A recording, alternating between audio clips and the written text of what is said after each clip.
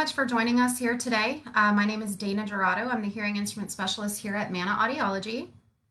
My name is Dr. Blake, and I am the audiologist here at Manna. And we wanted to just take some time today to discuss how to protect your hearing during fireworks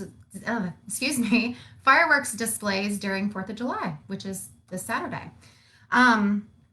So, did you know a single loud blast or explosion can lasting up to 1 second can cause permanent hearing loss? Fireworks can reach up to 150 decibels or more. To put it into perspective, the World Health Organization recommends that you wear hearing protection for any sound over 85 decibels. Yes, so fireworks are very loud. So, what are some ways that we can protect our hearing during the 4th of July? So, number one, you would like to keep a safe distance of at least 500 feet. Number two, skip the home displays. Leave it to the professionals. Fireworks are dangerous anyways. Number three, wear earplugs or earmuffs. Earmuffs are actually a better fit for children because the foam plugs can be a choking hazard. And for adults, try wearing earplugs and earmuffs at the same time for some added protection. Number four, if you buy your own fireworks, select ones with a lower noise level rating. Yes, that actually exists, and your neighbors will thank us. Number five, avoid rockets and mines. They're designed to create as much noise as possible. And number six, if you are already a hearing aid wearer, do not wear your hearing aids. Wear hearing protection instead. And this applies to any type of noise exposure, not just fireworks. Also, a word of caution, infants should not be exposed to loud sounds at all.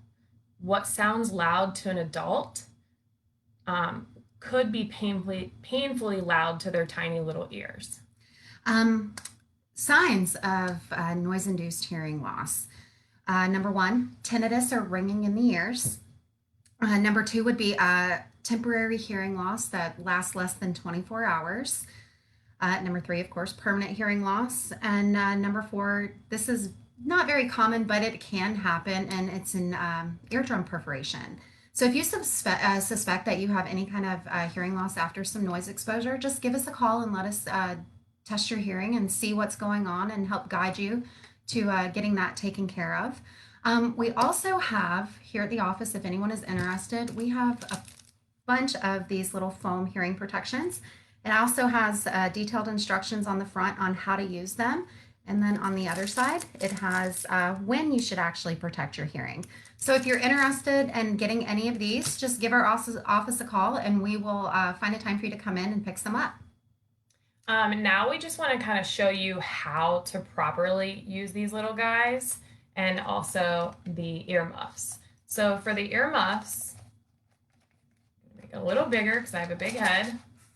You just want to make sure that there's a good seal around your ears so no sound can escape through there. You want to make sure it's tight around your head so it should fit just like that.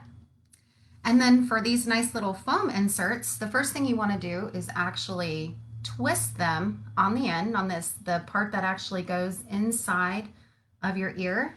Take your opposite hand, come up to your ear, and in a circular motion, you're going to work them down until they're nice and snug inside of your ear.